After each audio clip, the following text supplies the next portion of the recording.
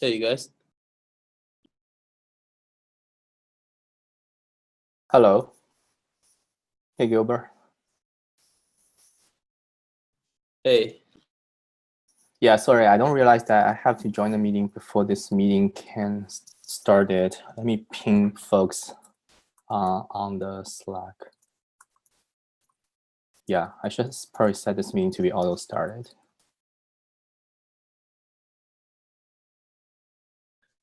Oh, I don't know Zoom support that.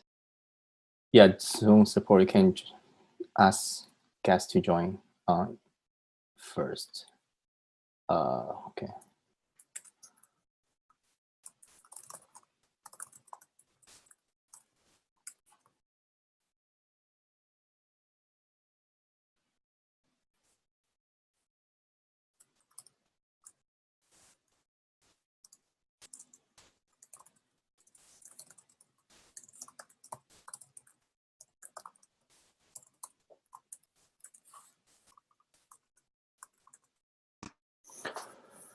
All right, let's wait for a few minutes.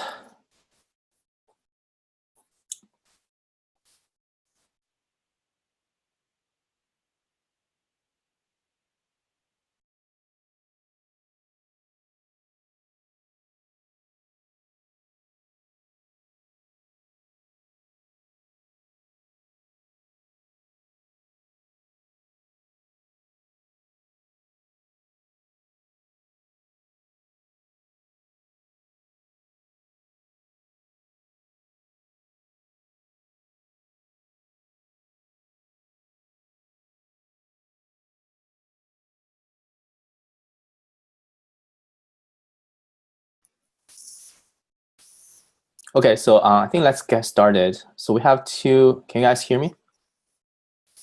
Yep.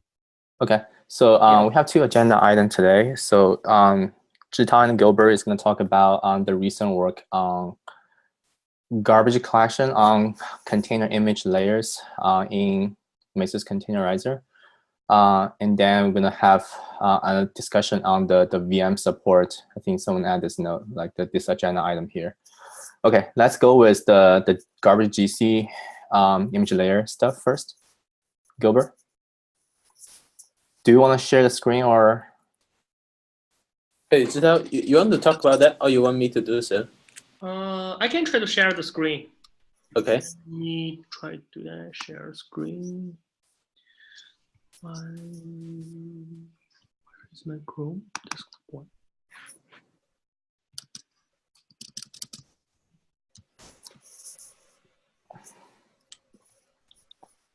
Oh, sorry. Let me enter first. One more time.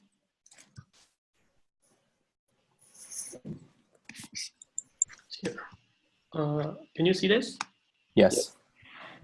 Okay, so this is so this work is has been ongoing for a couple of months, on and off. So the goal here, so the background is that the Mesos containerizer is able to provision and launch Docker containers from Docker image, but right now there is no way to enforce that the disk space usage of this is bounded, and we could leak images instantly.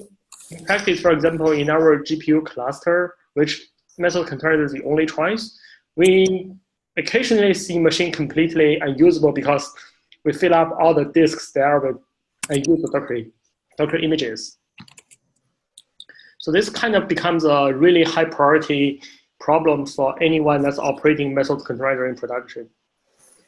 So the design doc has been modified a little bit. Right now, the goal is to just provide a working MVP so that we can ensure there is a way for the operator to ensure the disk space of Docker image store is bounded. And we also want to making sure that the implementation will still keep the Mesos container usable, meaning we are not going to lock the store down for a very long time. That neither of the Docker pool or so that other pools happening at the same time can still proceed. And operator should have. So right now this is the in MVP we plan to implement a a new Mesos agent operator API action, so we can just trigger this through the HTTP API to print any unused images. So in terms of design, there are generally at least two possible directions of implementing similar things. One is a mark and sweep. Another would be a reference counting. So after a couple of rounds, we decided to go with the mark and sweep for now because it seems simpler to implement. It does not involve changing the internal data structure of the Docker store. I'll cover why the reference counting seems a little bit more complex in that fashion. First, let me explain how we currently plan to do this. So right now, the entire Docker store is kind of a private component of the containerizer and provisioner. So we realized we can simply rely on the containerizer to collect all the images that we need to retain during image provisioning round by just traverse all the containers, execute a container, nested container, or even standalone container in the future. The containerizer can simply traverse all of them and collect what image they're using, and then pass that down to the Docker store. The Docker store can then compare this list with all the images it has in its checkpointed image set, and determine what images are not needed anymore and what layers are not needed anymore. After that, the Docker store's metadata manager will checkpoint the new image set with only images that actually needs to retain. And also after that, the Docker store will move all the layers, all the unused layers into a new temporary directory. This is the marking phase. So the reason we do a move instead of deleting instances is because we could be deleting hundreds of gigabytes of data, and that could take quite some time. But if we simply move the layers into a temporary directory and then delete them asynchronously, we don't need to lock the store while we're deleting these layers. So the entire store has to be locked during this marking phase. But luckily, this is pretty much reading a file, do some calculation, checkpoint the file, then move a bunch of directories. So hopefully, it should be very cheap in production. And during the sweeping phase, during the spin phase, the store can already be unlocked. And one blocker to implement this is that we realized the container config was not previously checkpointed as of 1.4, I think. So that means if the Mesos agent recovers, for example, it restarts, we actually don't know which image is used to launch a nested container. This is especially problematic for a nested container because there is no previous checkpoint about how it was launched at all. So when agent restarts, we don't know whether a nested container is using which image it's using. So there is no way we can. It's pretty hard to safely implement. So Zhitao, so this is also affect the top level container, right? Yes. For example. Yes. Sorry, go ahead. So I think for top level container, it is possible to replicate the logic of how it is launched. Although how it was launched, like try to replay how it's launched, but yeah, if there is code change in Mesos agent or something else, there is a chance that whatever we think, whatever the current code thinks is how it was launched may be different from how it was actually launched. So basically, we want the container config here. We want to find out the mapping.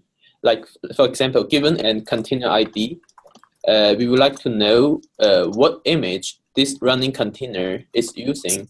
So let's say if you have a top level container and you restart the agent or you upgrade the cluster, and if you don't have the container config, because after recovery, we don't backfill the container config for any top level container, it means you cannot figure out like what exactly the image this running container is using. So we have no way to do the GC, no matter for the top level or the nested container after any recovery, right?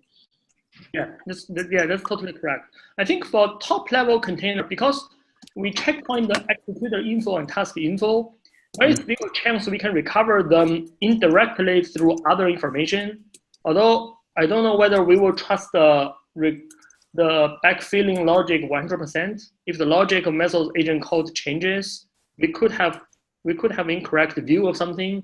But for the nested container, there is absolutely no way to backfill this information at all. Oh, okay, sorry, I got distracted a little bit. So can you guys explain to me like what you are doing right now to bypass this problem?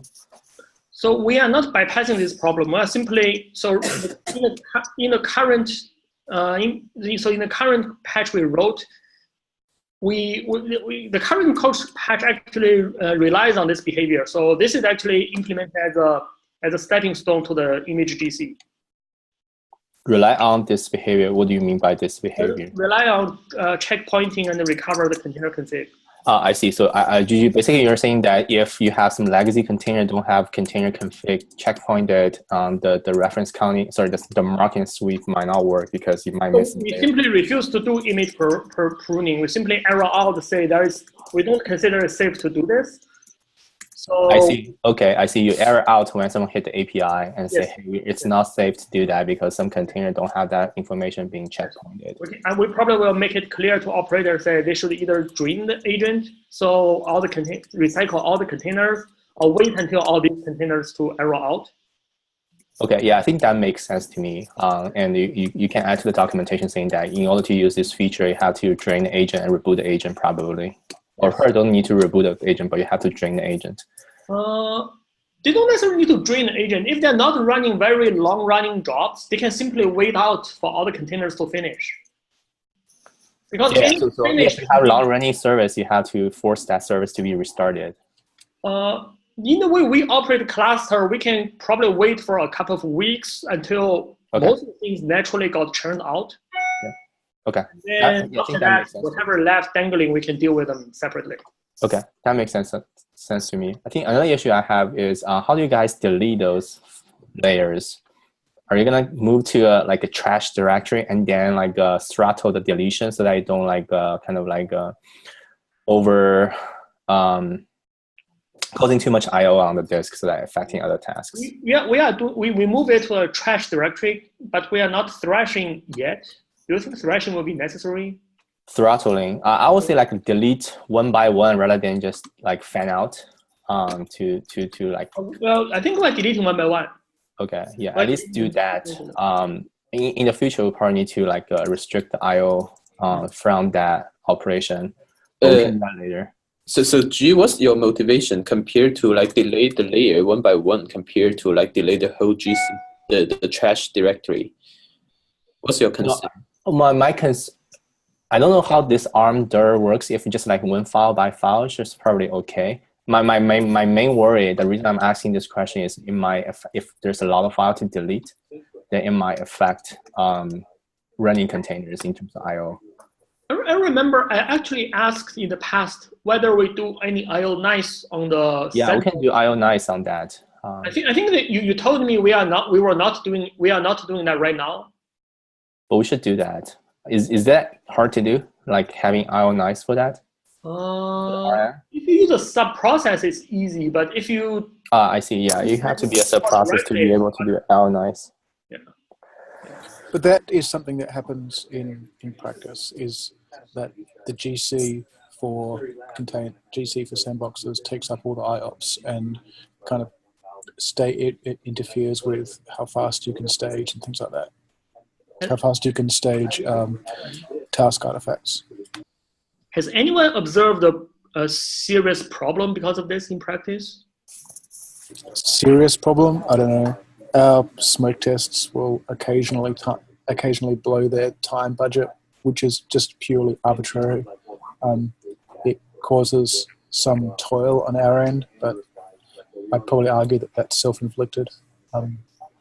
But in general, this stuff consumes part of the limited resource of IOPS from your storage subsystem. Yeah, I think for sandbox, for either of these cases, they are Yeah, I think maybe using sub-process plus ionize can alleviate a lot of these problems. Yeah, but then you have to move the logic to a separate binary, which we might be able to do. I think like the same thing can be reused by the sandbox GC. Yes. But yeah, anyway, I think this is probably not MVP, but we'll think about how to do that so that it don't interfere. Let me write that down. Like actually post MVP, ionize the sweeping. Right. You could easily do. I mean easily, but you could have a separate Mesos process which is ionized and just exists to do all the GC. Implement the sweeping with simply a remove the subprocess command. We can simply prepend ionize to that too. You could. I was thinking about you could have a separate Mesos process that stands alongside the agent, and you can just send lib process messages to it. In fact, if we have that, we might even want to move the DU isolator calls into that too. Oh yeah, so you would, yeah, I think I remember there's a to-do there that we want to do ionize on the DU too, so that we don't interfere with the, well, it's just eliminate, like kind of like reduce some of the interferences. Yeah, I remember there's a to-do that using ionize for DU. But for DU, I think it's easier because you just do ionize DU and you just want to make sure ionize is there. Mm-hmm. So I have a question. So all the GC stuff is specific to Docker store. So for things like OCI, so for OCI image, also are we using the Docker store only? I'm just wondering so what happens when we start using OCI or we start supporting OCI? So basically, this is a basic GC support for our current Docker store, and in the future we will have a separate store called Unified Artifact Store, and the OCI image, and it will depend on that Unified Artifact Store, and then we will have a new GC with the OCI, and then which make it compatible with Docker image version 2 schema 2. So right now we are supporting Docker version 2 schema 1. So this is a very basic support for GC. So my basic question is, would we have to change a lot to make the same GC work with a different store? I mean, we know the OCI image spec is coming, right? Yeah, so actually this is the purpose. So that's the reason we want to move to a unified artifact store for not just artifacts from Fetcher and also layers from Docker images, OCI images, whatever images layers. So make it unified, and then we have a single GC mechanism and a single cache mechanism, cache replacement mechanism for that cache store, basically. So I guess what I was trying to ask is, would the current GC mechanism change a lot once? Yeah, it might. We haven't designed that yet. This is that's fine. Yeah. This is more like a stopgap solution. Sure. Okay. For production usage. Okay. Yeah, I think in practice, this is the primary blocker for us to roll out the Mesos containerizer at scale. Okay. We're pretty much limiting this to our GPU cluster only because we don't have other choice, but we are not bringing this our service cluster yet, primarily because of this. Okay. Yeah, I think this is a more stopgap solution, but I think it's good enough as long as you have a monitor script to monitor the entire host disk, and if it goes low, then you just trigger that endpoint to garbage collect those unused layer. That should be good enough at least for MVP, I would say. Mm-hmm. Sure. The other question I had was the trash folder that you're going to use, right, to actually move the GC files instead of deleting them. The trash folder has to be relatively big as well. So would there be I don't know whether it's just a documentation issue where you need to document that the trash it shouldn't be sitting in something like /temp, right? Because otherwise it might happen that you just overflow /temp itself. No, the trash directory is, so I think the patch has some documentation. The trash directory is on the same level inside the Docker store. So it's probably okay. You have to be in the same device, or otherwise OS rename is gonna fail. because OS rename only works atomically if you are on the same device. It will complain if you move to a temp, like /temp. It's a different file system. And even if it does not fail, it's way too expensive, so it defeats all the purpose of mark and sweep. If we actually move to a different device, we actually need to copy the data. Okay. So I'll proceed here. So to implement this, we actually need to add a new virtual interface called prune to all the store interfaces. Although in the MVP, only the Docker store will implement this for now. For appc, I think the only other store implementation right now is appc. So that will simply return nothing immediately. The triggering. Sorry, Zhitao, can you hold on a little bit? So what's the active images? Active. I think we actually want to rename the active image to retained images to make it clearer, to make it more expressive. This means all the images that the containerizer considers should still be retained. This is all the images currently in use, plus a list of images that the operator might want to manually keep. In practice, we see that we have so in practice, one setup I see is people create a common base images that pretty much being shared on every single machine, but then they keep fanning out of their further image stores. So we want to making sure that we don't delete these common images on the machines. At least give operator API to do that. So just to give you guys a little context here. So we in the GC from the operator API for the very basic one, we don't need any parameter. It means like if you trigger the GC, we will delete all the unused image on this agent. So and then depends on that. On top of that, we Zhitao introduced a new parameter for the operator API. It is a vector of image to allow the operator to specify a couple image name. So those are the image. They might be used or not currently by this agent, but we want to always keep it on this agent. So we call it an exclude images, which we want to keep. And then we will do the calculation to combine those images together. And then this is the active image here we have, which means like the image we always want to keep should not be deleted. Okay, so Zhitao, do you have a concrete use? So you guys, sounds like you guys do have a concrete use case for that excluded list. Yes. So the way Uber set our images up is we create maybe like 5 to 10 different type of base images, roughly each one model to a different programming language. And then besides that, each of the individual microservice would extend the base image and then put their own logic and binaries inside. This means we always have a set of known base images that we expect to, so we say we expect to be keep reused by all the container launching logic. So this means like our cleanup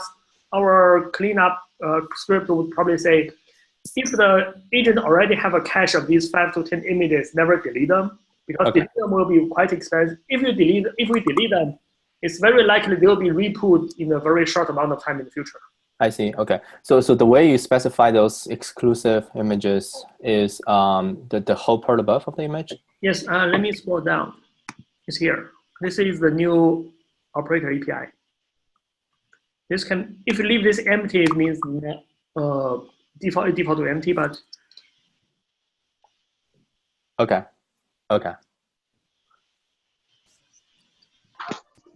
Hi. So in this case, if you upgrade the base images, does it mean that you have to have the operator manually delete all of them on each one of the hosts?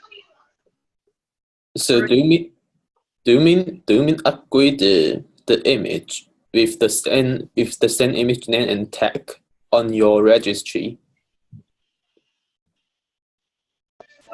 Yeah, a different tag, a different version. Yeah, so because it is a protobuf message, so with a different tag, they will be regarded as a separate image in this case. Right, but the old image will be left on the box. No, for example, if you upgrade a base image from version 1 to version 2, then if you in the exclude images, you only put version 2. Whatever layers of the version 1 can be pruned now as long as they're not being used by something else. So eventually they will go away when nobody uses them or refers to them. Oh, I'm sorry. You're okay. I was still looking at the active images. So you're talking about the exclude images below. Okay.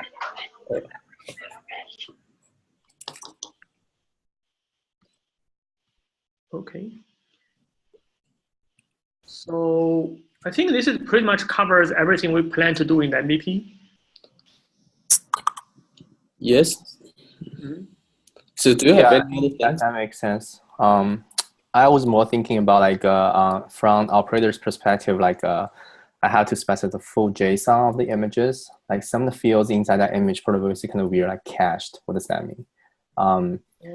They will be ignored, I guess. Yeah, it will be ignored. I know it will be ignored. But yeah, I guess that's probably fine.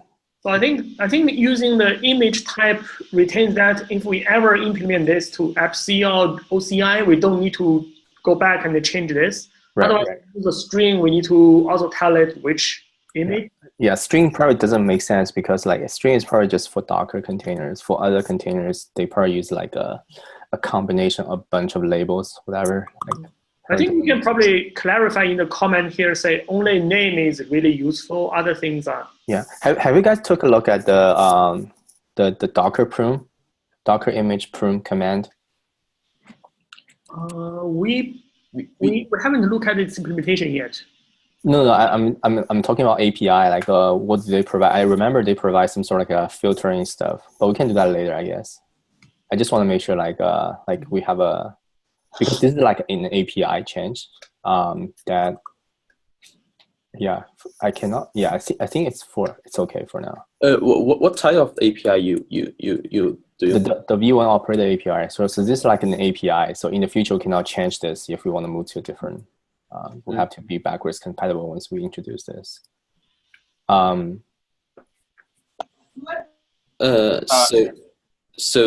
I mean, what type of the Docker prune command API you want? Yeah, I'm just looking at that. I'm just thinking about if that makes sense or not. I mean, Docker image prune support like -A, which we do support. Like you don't specify any exclude images. It's pretty much -A.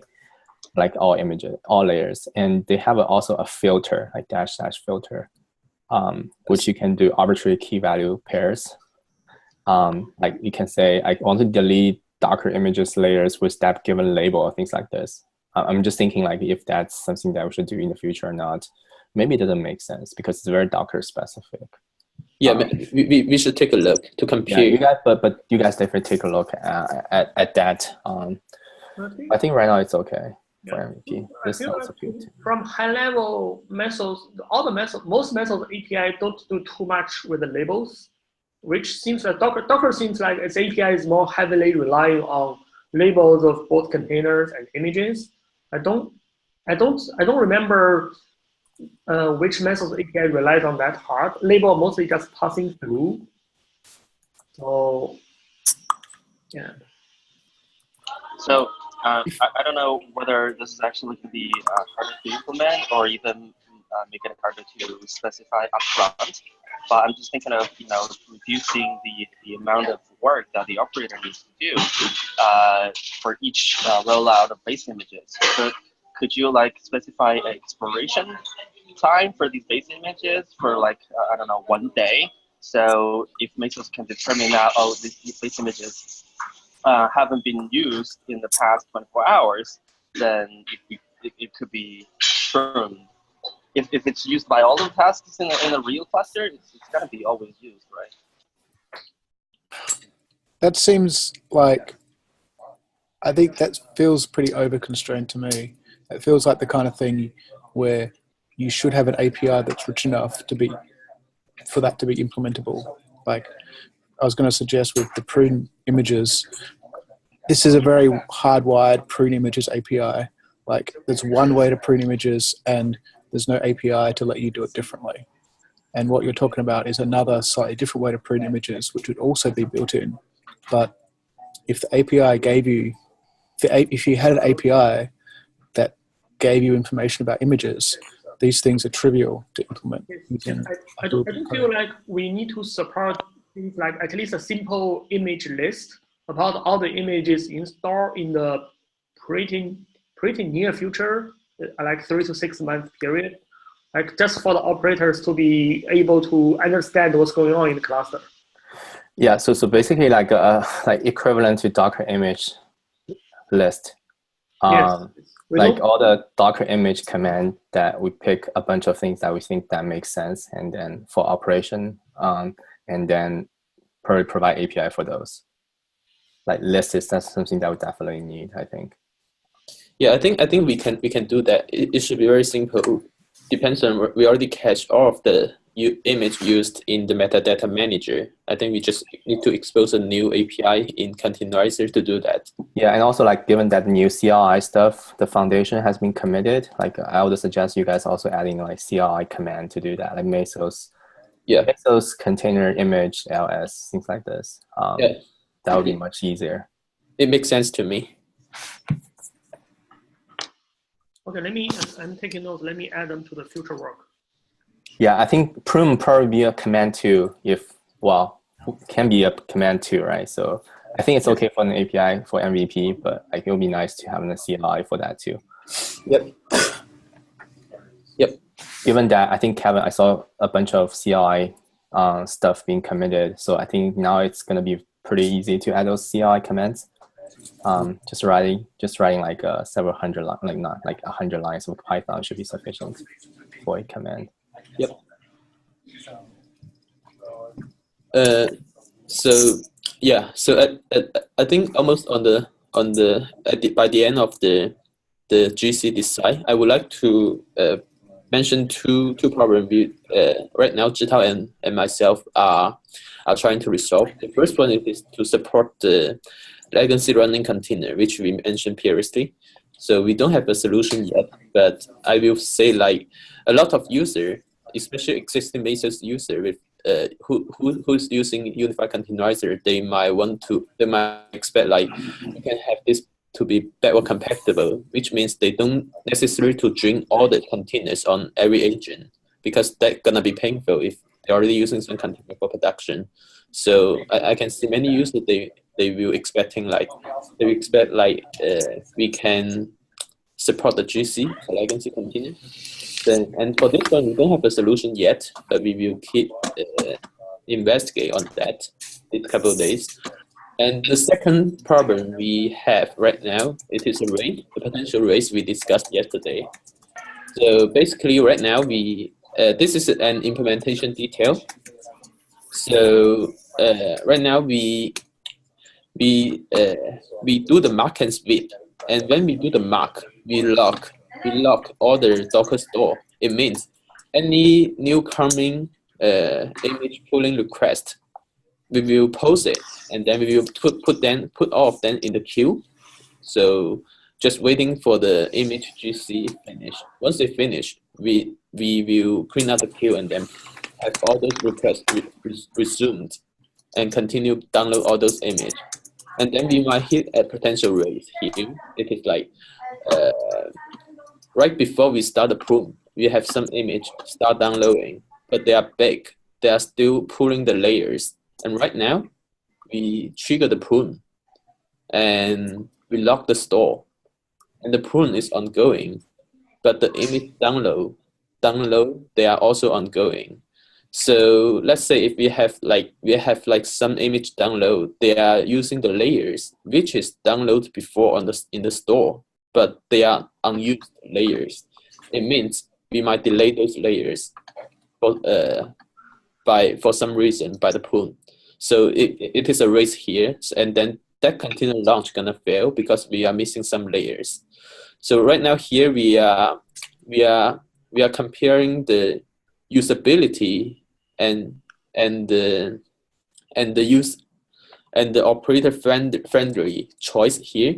It means like we can either wait for all the image pool finish and all the image download finish, all the concurrent on the current image download finish, and then we start the image pool. It means it can take up to like half an hour or longer, or we can just let that container fail. So this is two different choices, which Zhitao and myself are discussing yesterday. But hold on. So what? Okay, first of all, I think like we should not fail the container launch. That's very unexpected. Mm-hmm. Like I still don't understand why. Yeah, maybe this is like two details that we can discuss offline. That yeah, I don't really understand why we need to do this. Yeah, this is the implementation detail. Maybe we can like. So first of all, I think from the API perspective or from the user's perspective, like failing a launch is not an option. Like we can delay the pruning, but we should not failing the launch. One problem of delaying the pruning is if you keep having a stream, say theoretically speaking, if you have a stream of pruning happening infinitely, your pruning will be also delayed infinitely. I mean, this is similar to like if you have a read-write log, and there is a theoretical problem that if you want to obtain an exclusive write log on something, but you keep having other entities obtaining read log, the write log side could be starved infinitely. You never know. There is there's some solution to make it fair, right? So I'm pretty sure there's some solution to make sure that the write log can be acquired no matter how many read log you have in a bounded time. Mm-hmm. So yeah, one of the implementation, the simple way to implement this would be simply queue up any. So if when the first pruning enters the system, we simply queue up all the image pooling too at that point.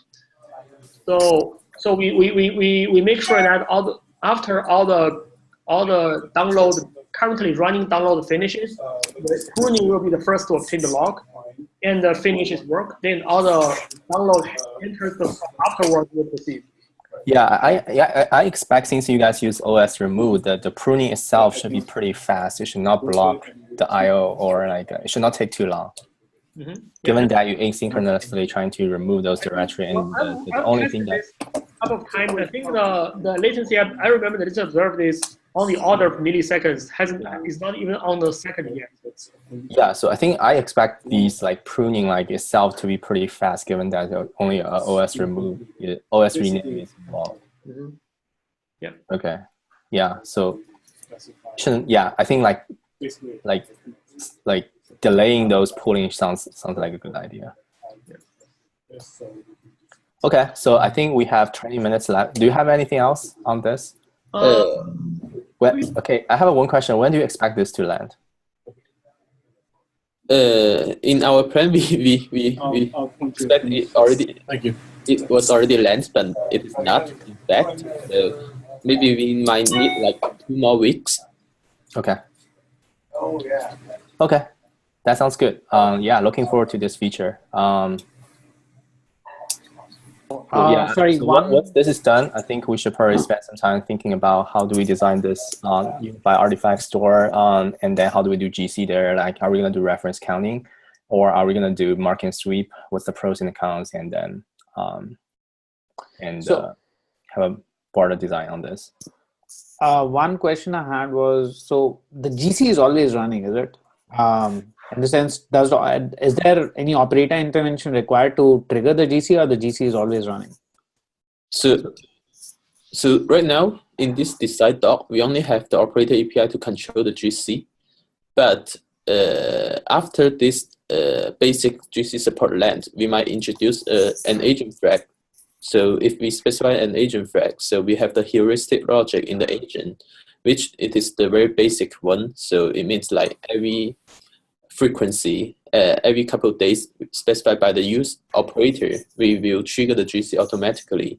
So that's the plan, which we did not have in the design doc yet, but there's something in my mind. I mean, there are a couple of things that I'm thinking about. So Firstly, the operator API was only sitting on the master, right? So No, that's not true. There's operator API on the agent. On the agent as well. So, but then there has to be something written to hit all the agents to actually trigger this. So that's a bit complex. But the reason I was asking that question is, even if we have an agent flag, let's say the agent comes up and we see some issue with the GC. I guess the only way to start it is restart the agent by removing that particular flag and stop the GC, right? Let's say there's a bug in the GC where it's going and destroying images of existing containers or whatnot, right? Something horrible happens over there, and yeah, you need to stop this. So it's pretty intrusive to the system if something goes wrong with this. So the only option then is to just remove the flag and then restart the agent, I guess, right? Right now, yes.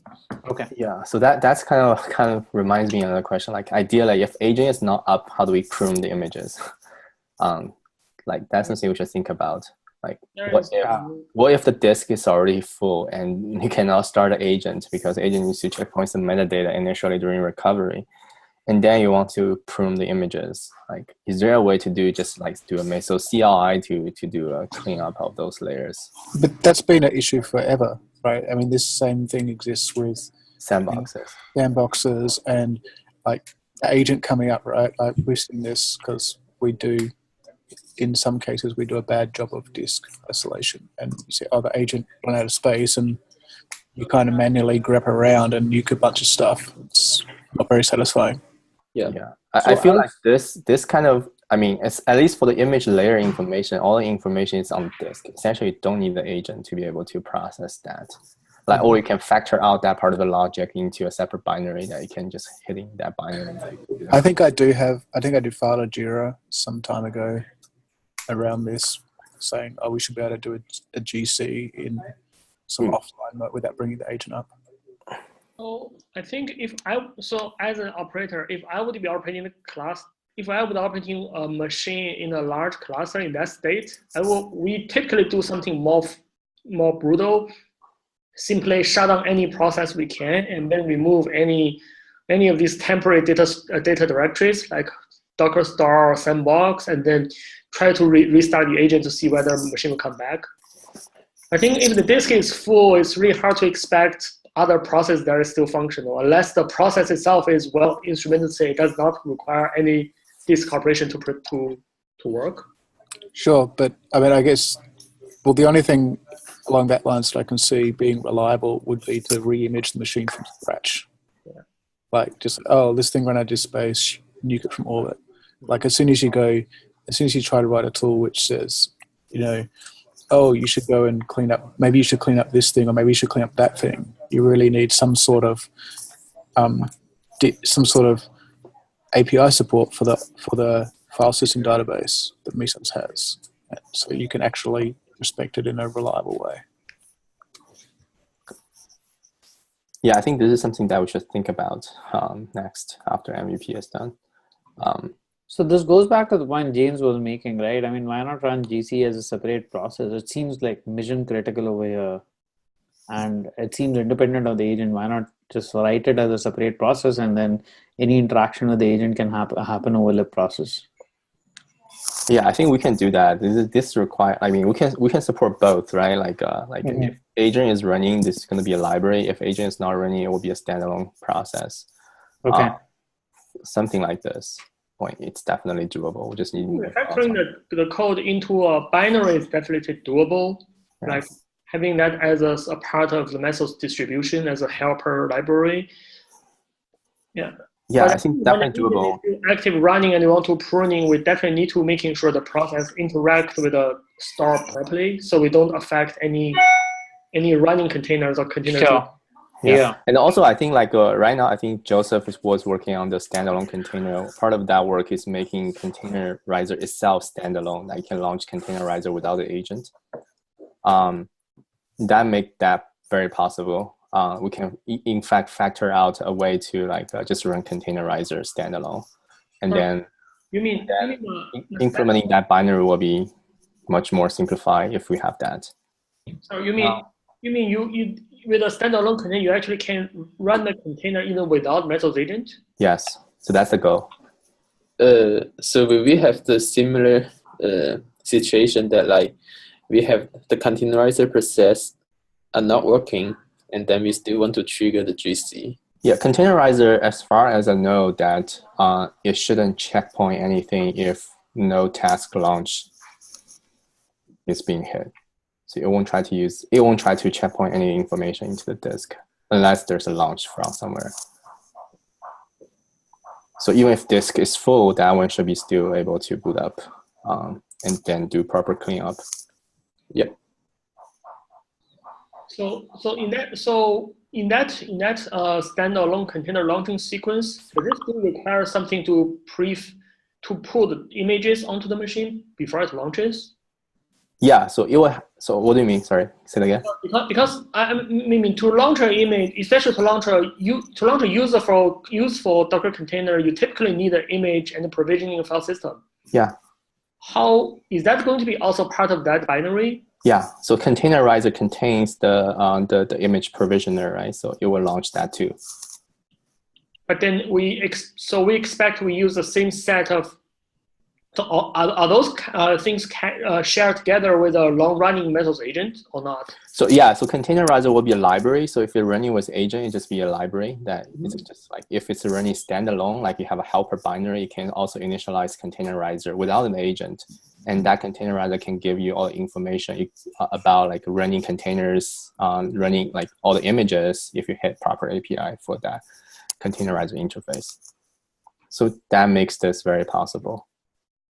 I see. Yeah, I think we can discuss that later offline. I think it's definitely more possible right now than before. And re-implementing that helper binary to do like prune image or like do a container list will be pretty straightforward. To some degree, that would be the equivalent of runc in the Mesos ecosystem? Yeah, kind of. Yeah, more than runc. It's more like container D though. More like container D. Because runc only handles launching, not image provisioning part. I see. Yeah, that's very interesting. Yeah. Okay, so I think we have 10 minutes. I want to leave that 10 minutes to the next agenda item. So, Jarnahan, are you on the line?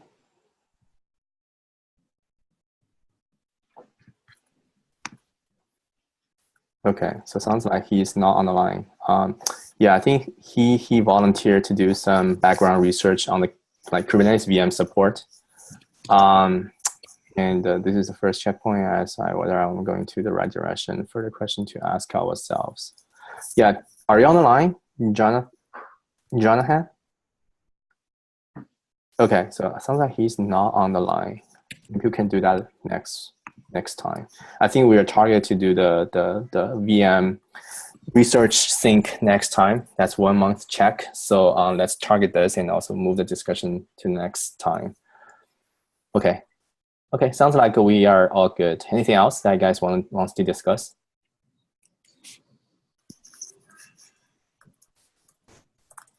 No?